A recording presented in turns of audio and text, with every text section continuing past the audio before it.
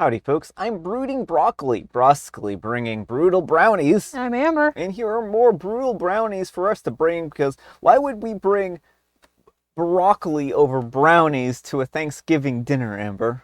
Because that was on the list of alphabetical Thanksgiving foods and brownies were not. Yeah, I mean, I like broccoli, don't get me wrong, but I don't really think broccoli when I think Thanksgiving.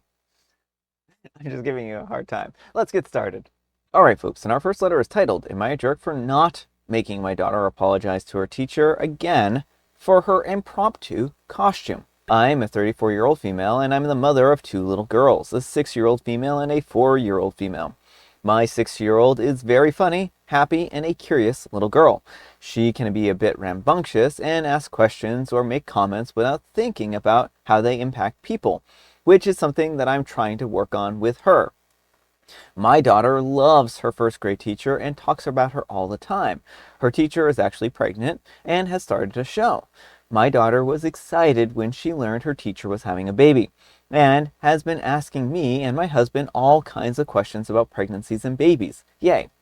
Today, her school let the kids dress up for Halloween. My daughter decided to dress up as Luna Lovegood from Harry Potter. I thought that she would have a fun day and that her costume wouldn't cause any trouble. I got a call from her principal around lunchtime. Apparently, my daughter had stuck a basketball on her robes, walked up to her teacher, and said that she's dressing up as her for Halloween. When I heard this, I started laughing. I know my daughter, and I knew that she did this because she loves her teacher and probably meant it as a sweet gesture. Sadly, the teacher didn't take it that way. She said that my daughter was being rude, disrespectful, and commenting on a pregnant woman's body. When we got to the school, my daughter was crying. We had a meeting with the teacher and principal, and my daughter apologized for the costume. The teacher was angry the entire time and kept telling my daughter how disrespectful she was and how disappointed she is. When we were leaving, the teacher told me that she expected another apology from my daughter in the morning. I said that my daughter has already apologized, that she clearly feels bad for hurting her feelings. I said that she learned her lesson and we don't need to continue beating her up for it. The teacher again started saying how disrespectful my daughter was and that I needed to go. Again, my daughter was crying and very upset about the situation. I think that she learned that it's not appropriate to comment on pregnant women's changing body, and I don't think that I need to press the point any further. I ended up taking her to get ice cream, and we had a fun afternoon, but she asked me several times if her teacher hates her and if she's a bad girl. I'm very upset, and I'm not going to make her apologize again tomorrow. Am I the jerk? All right, folks, what do you think? No, not the jerk. I mean, little kids don't understand that sometimes imitation is not the sincerest form of flattery. You know, she wanted to be like her teacher, who she adores.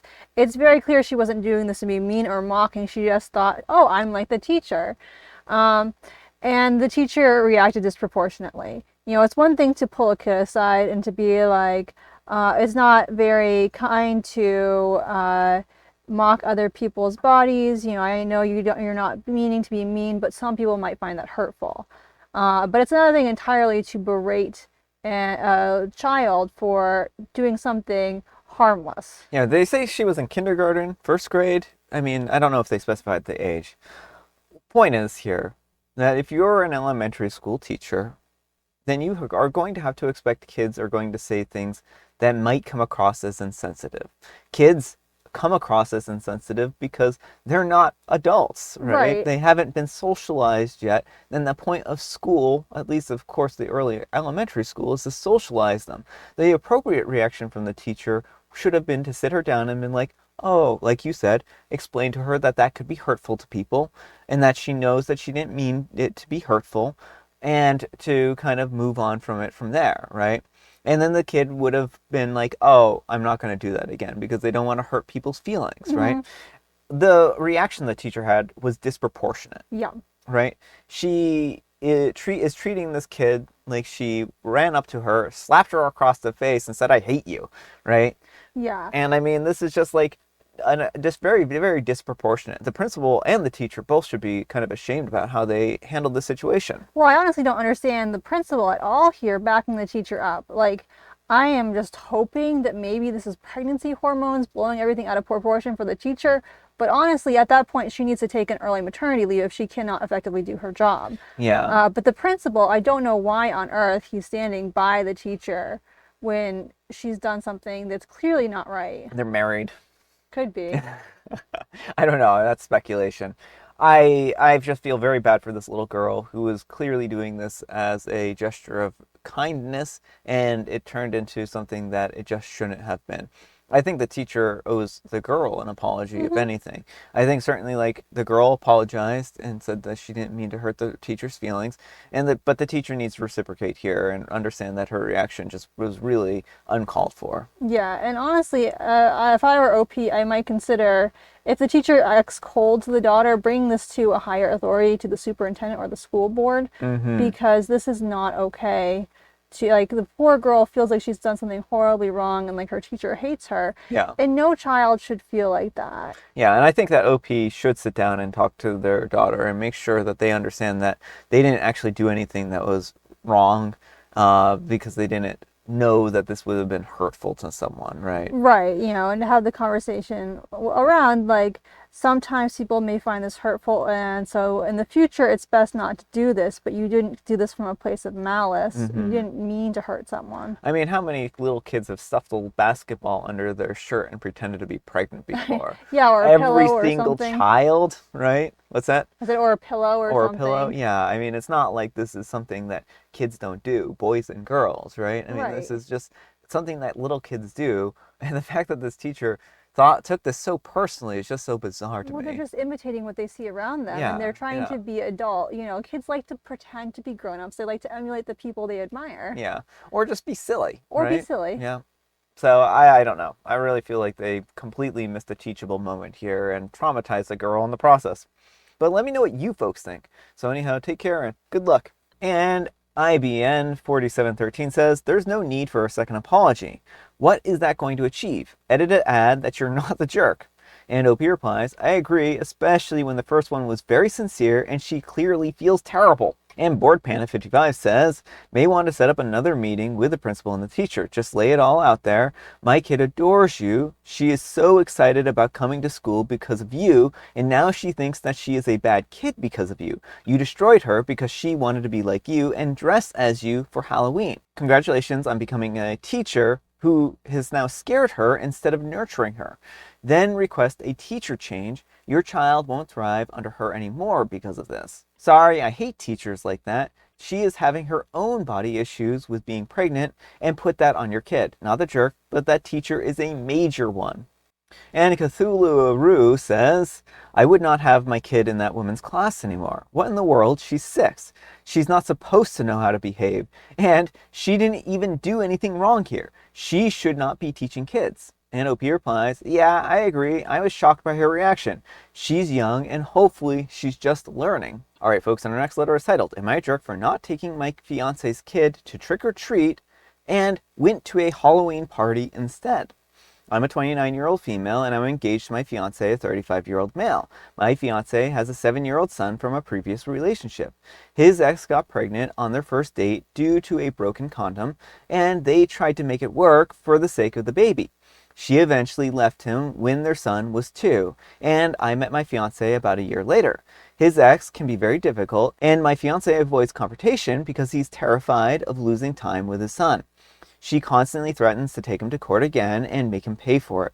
It took years of court battles for him to even get 50-50 custody. Anyways, his ex doesn't like me to refer to him as stepson or son, only by his first name, was with us last night.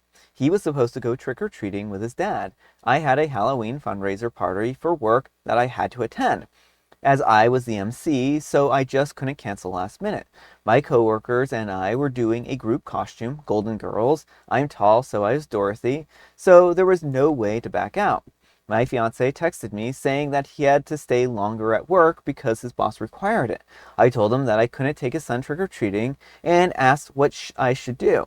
He never replied, and then I reached out to his ex explaining, I know it's not your time, but could you do us a huge favor and take him trick-or-treating? I really can't miss this work event. She said no, stating that it's his time and he needed to figure something out, and added that she had plans with her new boyfriend and his kids 9 and 11 years old. Next, I texted my best friend, who has 3 kids around my fiance's son's age, to see if she could help. Her kids have played dates with him before when he was with us, and she said that it wouldn't be a problem, so she picked him up and I headed to the party. My fiance later picked him up at her house, and his son told him that he had a great time trick-or-treating with the other kids. My friend posted a photo of the kids trick-or-treating and tagged me and my fiance. My fiance commented, thanking her and her husband for saving the day. Meanwhile, my coworkers tagged me in posts from the company event. My fiance's ex then lost it. She posted online, accusing us of being selfish and caring more about work than spending time with his son, claiming that I prioritize partying and drinking over being there for him. She even stole one of my tagged photos, saying that if I cared more about partying than taking care of a child, then I wasn't ready to be a stepmother or a mother. All the comments on her post sided with her, saying that I should have canceled because it was just a party. My fiance told me that I did the right thing and that we should just ignore her. But was it a selfish move on my part? All right, folks, what do you think? Not the jerk, and honestly, fiance is the one who dropped the ball here. He was the one who was scheduled last minute to work. So it was his first of all, this is his kid. Second of all, he was scheduled last minute where he knew Opie had a work obligation. This wasn't just any party, and I'm not saying she should have dropped it even if it was, but this was a work commitment that she was emceeing for, Yep. and they would have been scrambling to find a new MC last minute. So it would have been irresponsible to just ditch it and change plans. Opie handled the situation perfectly, but in the future, fiance needs to step up and deal with his own kid instead of leaving that to OP.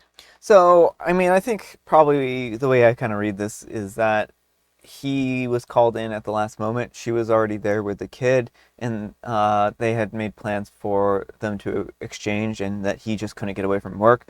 And I mean, I agree with you that it's his responsibility to take care of the arrangements, but it sounded like it wasn't any trouble for OP to help figure that out as well, right? I mean, I think like you're a team and they should be helping each other out where they can. And certainly like if he was doing nothing to figure things out, that's probably not so good, and in the future he should also work towards that. Well, where I have an issue is that he never responded to her text. Yeah. She was like, well, what should I do? And he just didn't respond. He may not have been able to respond if it was at work, because there are some cases where, work, they'll just like no cell phones or a meeting or something like that. I mean, it's really hard. I don't want to judge too harshly here, given like we don't know the work situation, but I mean, I certainly agree with you. Was his responsibility, so I'm not disagreeing on that point. Well, I just like sounds like from OP's post, she doesn't say that, oh, he always has to like turn off his phone as soon as he gets into work or anything like that. When he called OP, he should have let her know what he was expecting her to do. There was no mention of, can you find someone to take the kid? It was just, oh, I'm working late, I can't do this. Well, I mean, I would understand. Like, I mean, I'm giving him a little leeway here, and the reason why is because it wasn't like he was like angry at her for doing this, right? He was appreciative of her taking the initiative to get the kid out trick-or-treating and stuff like that. And again, I can't stress this enough. I absolutely agree with you that this was his responsibility and that he should have made more of an effort to respond. Well, and to top it off, though, he's also just throwing OP to the wolves with his ex because he's too afraid to say anything to her. But that's where I was kind of going with this, right? And I mean, the big point that I wanted to make is that this shouldn't be falling on OP at all, and there's no right for this woman to sit there and tell OP that she's in the wrong, because OP isn't, one, she's not actually a stepmother to this person, to this kid, right? And two, this is not her responsibility to take care of this child like that. So it seems like the ex is really just making this about OP to dig it to just really stab it into her to kind of drive the point home. Exactly. Stealing OP's photos and then like blasting her all over social media. Like, first of all, like screenshot and save that for the next custody hearing. Yeah. Document everything the ex is doing to be a nuisance, but like, why isn't OP's fiance doing anything? Yeah.